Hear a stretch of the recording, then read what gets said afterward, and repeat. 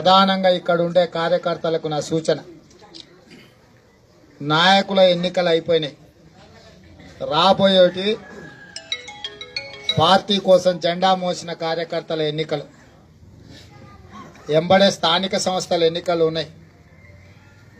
Ward సభ్యులు కావచ్చు, సర్పంచులు కావచ్చు, వాటి తర్వాత ఎంపీటీసీలు కావచ్చు, ఎంపీపీలు, జడ్పీటీసీలు కావచ్చు.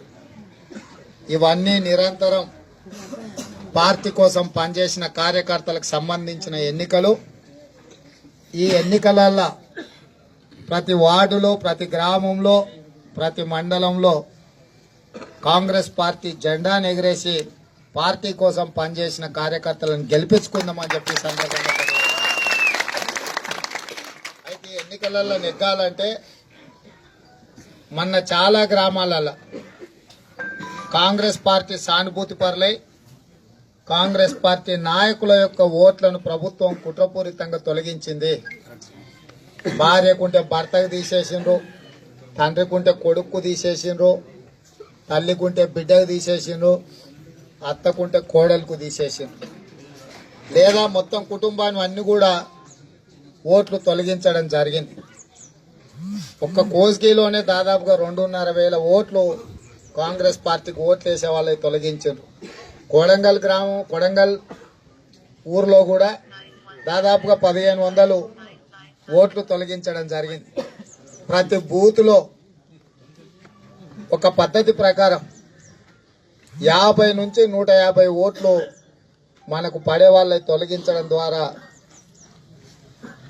టీఆర్ఎస్ పార్టీ నాయకులు మనకు నష్టం చేకూర్చే విధంగా కొంత కార్యక్రమాలు చేపట్టిండ్రు.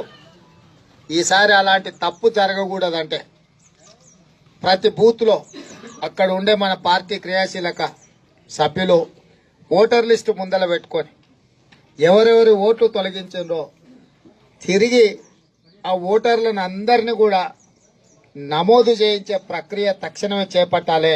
కొత్త ఓటర్ల నమోదు ప్రక్రియ మొదలైంది కాబట్టి ఖచ్చితంగా ప్రతి ఒక్కరిని ఓటర్లుగా నమోదు చేయించే క్రమంలో, ఎందుకంటే వార్డు స్థాయి నుంచి ప్రతి ఒక్కరం ప్రత్యేకంగా దృష్టి పెట్టి ఓటర్ల నమోదు ప్రక్రియలో క్రియాశీలకంగా కార్యకర్తలందరూ కూడా కార్యక్రమాన్ని తీసుకోవాలి. రెండవది, ప్రభుత్వం ఇప్పుడు గతంలో 65 సంవత్సరాలకు పింఛన్ వచ్చేది, ఇప్పుడు 57 సంవత్సరాలకే పింఛన్ ఇస్తామని ప్రభుత్వం చెప్పింది. ప్రతి ఇంట్లో 57 సంవత్సరాలు నిండిన వాళ్ళు ఎంతమంది ఉంటే వాళ్ళందరూ కూడా దరఖాస్తులు తీసుకొచ్చి ఎంపీడీఓలకు ఆ దరఖాస్తులు కూడా మనం అన్నిటిని అప్పచెప్పాలి.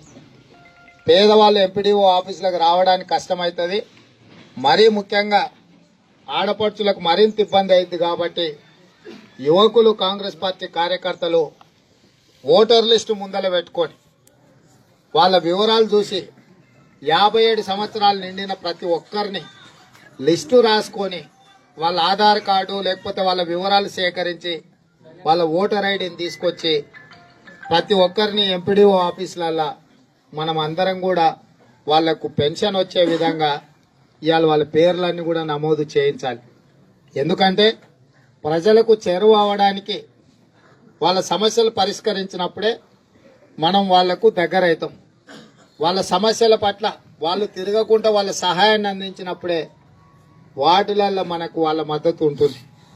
కాబట్టి జరిగిపోయిన నష్టాన్ని గురించి చర్చించుకునే కంటే భవిష్యత్తులో తీసుకోవాల్సిన నిర్ణయాలను మనం అందరం కూడా కలిసికట్టుగా మాట్లాడుకొని రేపు ఏ రిజర్వేషన్ వస్తే ఎవరిని నిలబెట్టుకోవాలి కూడా ఒక అవగాహన పెంచుకోవాలి. గ్రామాలలో మహిళలకు వస్తే ఎవరిని పెట్టాలి, పురుషులకు వస్తే ఎవరిని పెట్టాలి, ఒకవేళ ఎస్సీలకు వస్తే ఎవరిని పెట్టాలి, బీసీలకు వస్తే ఎవరిని పెట్టాలి, ఓసీలు జనరల్ ఉంటే ఎవరిని నిలబెట్టుకోవాలి అనేది కూడా ఒక అంచనాకు రావాలి ప్రతి గ్రామంలో, ప్రతి వార్డులో. ఎందుకంటే ఆఖరి నిమిషంలో మనం నిర్ణయం తీసుకుంటే అతను ఎవరో ఊర్లో తెలిసి ఇదంతా వ్యవస్థ సెట్ అయ్యే వరకే ఎన్నికల ప్రక్రియ ముగిసిపోతుంది. కాబట్టి ఇప్పటి నుంచే గ్రామాలలో ప్రతి ఒక్కరు మన గ్రామ పరిస్థితి ఏంది, మన దగ్గర ఉన్న వ్యవస్థ ఏంది, వాళ్ళని ఏ రకంగా మనం ఎన్నికలలో నిలబెట్టి వాళ్ళని గెలిపించుకోవాలనే దాన్ని కూడా పూర్తి స్థాయిలో గ్రామ కమిటీలు బూత్ కమిటీలు అందరూ కూడా మొత్తం ఈ ప్రక్రియను ప్రారంభించాలి. ఏంటండి వీడియో నచ్చిందా? అయితే ఓ లైక్ వేసుకోండి, లేదంటే ఓ కామెంట్ చేయండి. ఎప్పటికప్పుడు మా వీడియోస్ చూడాలంటే సబ్స్క్రైబ్ చేసుకోండి.